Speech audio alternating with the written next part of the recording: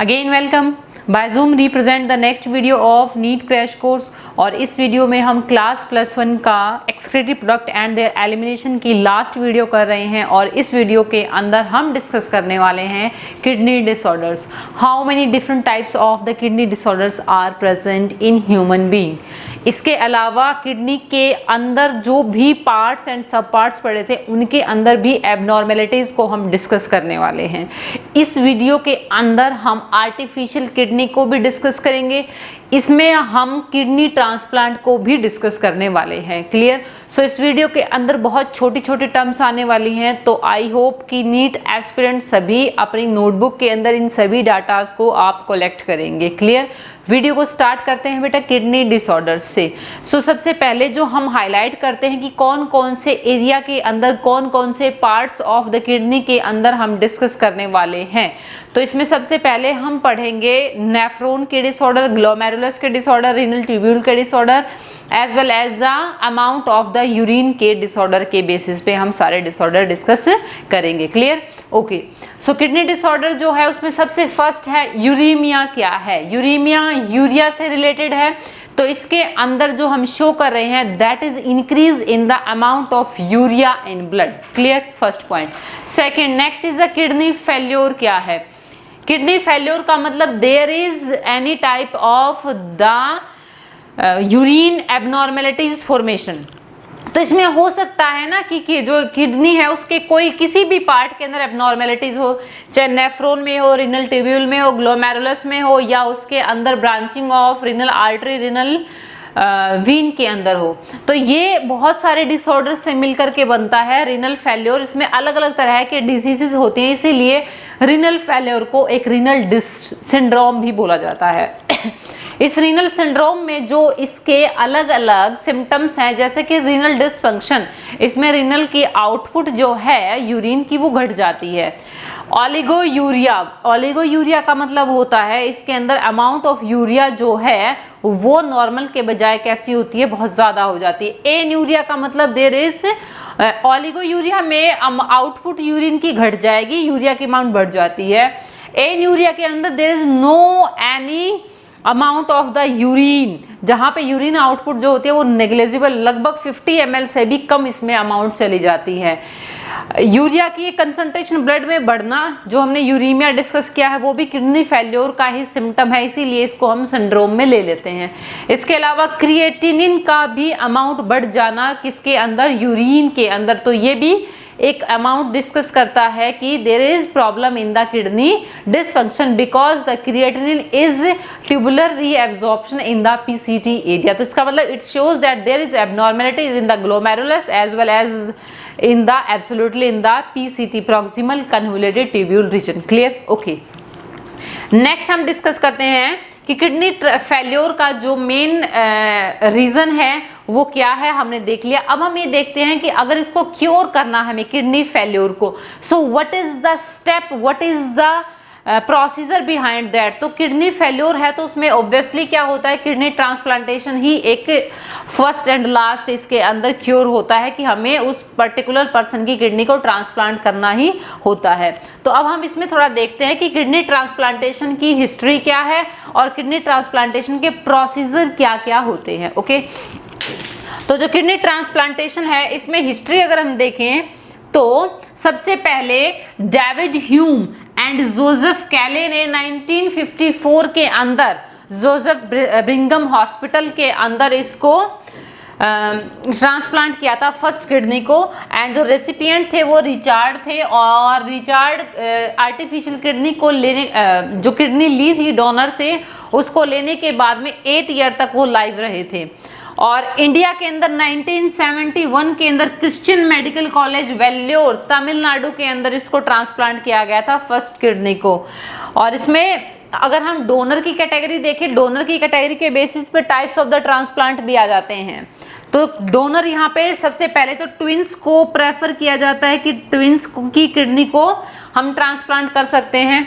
पर ये ध्यान दीजिएगा कि जो किडनी है वो किडनी, दोनों किडनी काम करती हैं बराबर, लेकिन अगर एक किडनी में एबनॉर्मलिटीज होती है तो दूसरी जो होती है वो थोड़े बड़े साइज की होती है और उसका फंक्शन ले लेती है।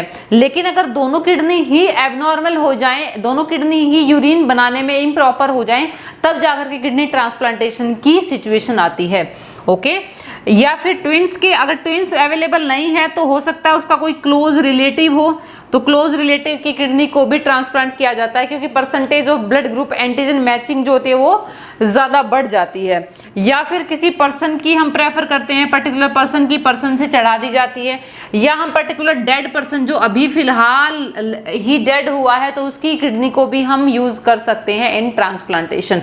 ओके, सक्सेस रेट क्या होते हैं? सक्सेस रेट किसके ऊपर डिपेंड करते हैं? ये डिपेंड करते हैं कि हम जो किडनी ट्रांसप्लांट कर रहे हैं वो किसकी किडनी है, वो ट्विन की है, वो क्लोज रिलेटिव की है, वो पर्सन टू पर्सन है, या फिर वो एक डेड पर्सन की है। ओके, तो पहले सक्सेस रेट जो सबसे ज्यादा होते हैं वो होते हैं आइसोग्राफ्ट में। आइसोग्राफ्ट का मतलब होता है when the transplantation is take place between the two twins, तो there is no any rejection chance. So वहाँ पर जो बॉडी के एंटीजन्स हैं सारे के सारे वो सेम होते हैं, 100% सेम होते हैं, तो there is no any graft rejection chances. So complete जो कंपेटेबिलिटी होती है एंटीजन की वो 100% होती है इसमें। Okay, isograft. उसके बाद में अगर हम देखें नेक्स्ट इज द एलोग्राफ्ट। तो एलोग्राफ्ट में एक पर्सन की दूसरे पर्सन को चढ़ाई जाती है and that is belonging to close relative और may be any another person.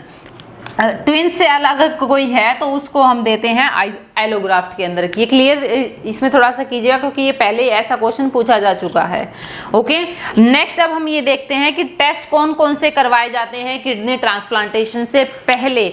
So obviously पहले सबसे पहले ब्लड ग्रुप टेस्ट होता है, ब्लड ग्रुपिंग उसका मैच होना चाहिए। फिर उसमें ह्यूमन ल्यूकोसाइट एंटीजन HLA का टेस्ट होता है जिसके अंदर जो इनकम्पेटेबिलिटी परसेंटेज चांसेस हैं वो चेक किए जाते हैं कि कितना इनकम्पेटेबिलिटी होगी इसके अंदर। तो वो ल्यूकोसाइट्स के ऊपर एंटीजन डिस्कस किया जाता है क्योंकि ल्यूकोसाइट्स ही इम्यूनिटी को ग्राफ रिजेक्शन के लिए मेन रिस्पॉन्सिबल होती हैं। ओके, इसके अलावा जो लास्ट मेन होता है वो एंटीबॉडीज टेस्ट होता है कि पर्टिकुलर उस डोनर और रेसिपिएंट के एंटीबॉडीज का बीच में कितना रेशो है, तो एंटीबॉडीज का रेशो बहुत कम होना चाहिए वहां पे। ओके, नेक्स्ट प्रोसीजर क्या होता है? प्रोसीजर में क्या होगा? ऑब्वियसली पर्टिकुलर पर्सन की जो किडनी होती है वो पर्टिकुलर पर्सन की किडनी को चढ़ाने से पहले इम्यूनोसप्रेसेंट दिया जाता है। इम्यूनोसप्रेसेंट जैसे कि साइक्लोस्पोरिन ए दे दिया जाता है, तो उस पर्टिकुलर कंडीशन में उस पर्टिकुलर पर्सन की इम्यूनिटी बिल्कुल डेड होती है, उसको पर्टिकुलर एनेस्थेटिक कंडीशन में रखा जाता है, एक पर्टिकुलर स्टेलाइज्ड चैम्बर में रखा जाता है, कोई भी अदर पर्सन की एंट्री वहां पे अलाउड नहीं होती है उस कंडीशन में। क्लियर?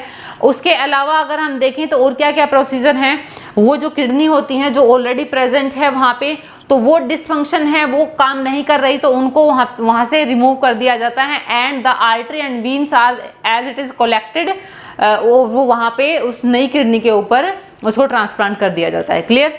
Okay, next disease. और अगर हम किडनी ट्रांसप्लांट के अलावा एक और प्रोसीजर देखें तो वो आर्टिफिशियल किडनी भी होती है। आर्टिफिशियल किडनी जो हम यूज करते हैं वो पर्टिकुलर डायलिसिस के लिए यूज करते हैं। अगर पर्टिकुलर पर्सन की डिजीज में किडनी टोटली खराब नहीं हुई है लेकिन जो प्यूरिफिकेशन रेट है वो नॉर्मल हेल्थी पर्सन के कंपैरिजन में बहुत कम है, तो उस कंडीशन में हम यूज करते हैं आर्टिफिशियल किडनी। और जो ये आर्टिफिशियल किडनी है इसको हम डायलाइजर भी बोलते हैं।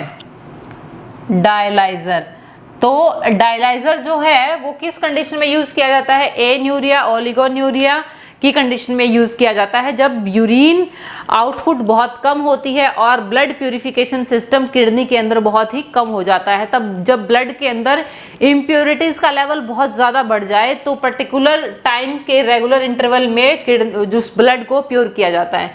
तो उसमें क्या किया जाता है, जो पर्सन है उसके रेडियल आर्टरी से ब्लड लिया जाता है और रेडियल आर्टरी से ब्लड लेकर के इसको किस में डाल दिया जाएगा? एक डायलाइजर चैम्बर में डाल दिया जाता है। इस डायलाइजर चैम्बर में होता क्या है, सीलोफेन ट्यूब से बनी हुई सेमी परमिएबल मेम्ब्रेन होती है और सेमी परमिएबल मेम्ब्रेन जो होती है वो फ्लोट कर रही होती है डायलाइजर फ्लूइड के अंदर। ये जो डायलाइजर फ्लूइड है ये क्या करता है, इसके अंदर इम्प्योरिटीज का लेवल बहुत कम होता है। तो इम्प्योरिटीज जो हैं वो from high level in the renal artery to move कर जाती है डायलाइजर फ्लूइड लो लेवल की तरफ। तो यहाँ पे जो पेशेंट का ब्लड था जो हमने लिया है वो क्या है, बहुत ही इम्प्योरिटी उसमें बहुत ज़्यादा है। तो इसको प्योर किस में किया जाएगा, डायलाइजर फ्लूइड में, डायलाइजर फ्लूइड में। और जो ये डायलाइजर फ्लूइड है इसमें इम्प्योरिटी कंटेंट बहुत कम होती है। तो impurities high level to low level move कर जाती हैं। एंड किसके थ्रू मूव करती हैं, सेमी परमिएबल मेम्ब्रेन के थ्रू, सेमी परमिएबल मेम्ब्रेन। और ये जो सेमी परमिएबल मेम्ब्रेन है यहाँ पे ये किसकी बनी होती है, सीलोफैन की बनी होती है, सीलोफैन ट्यूब बनी होती है which act as a semi permeable membrane. और इस डायलाइजर फ्लूइड को कंटिन्यूअसली क्या किया जाता है, ड्रेन आउट कर दिया जाता है। प्योर ब्लड जाता है, प्योर फ्लूइड आता रहता है और इम्प्योर जो है उसको ड्रेन करते रहते हैं। ओके, पंप के थ्रू ही जाएगा और यहाँ से डेली का डेली ड्रेन होता रहता है। और प्योर ये जो ट्यूब थी इसमें फ्लूइड को साफ करके दोबारा रेडियल वीन में ही डाल दिया जाता है, रेडियल वीन में। सो रेडियल आर्टरी से ब्लड लिया गया था। एक क्वेश्चन पूछा गया था एक बार कि डायलाइसिस के थ्रू जो आर्टिफिशियल डायलिसिस है उसमें हम क्या करते हैं, उसमें रेडियल आर्टरी से ब्लड लेते हैं और रेडियल वीन के थ्रू उसके अंदर डाल दिया जाता है। ये प्रोसीजर थोड़ा कॉस्टली होता है, टाइम कंज्यूमिंग भी होता है और बार बार करवाना भी पड़ता है। सो इसको ओवरकम करने के लिए अब लेटेस्ट एक और टेक्नोलॉजी है जिसको हम बोलते हैं that is showing the peritoneal dialysis. उस पेरिटोनियल डायलिसिस के अंदर क्या जाता है कि जो पेरिटोनियल फ्लूइड होता है उस पेरिटोनियल फ्लूइड को निकाला जाता है। इसमें छोटा सा चैम्बर दे दिया जाता है, इसको पेशेंट घर पे ही कर सकता है। You know that our abdomen is totally covered by a transparent layer and that is peritoneum। और पेरिटोनियम के अराउंड क्या होता है, पेरिटोनियल फ्लूइड होता है।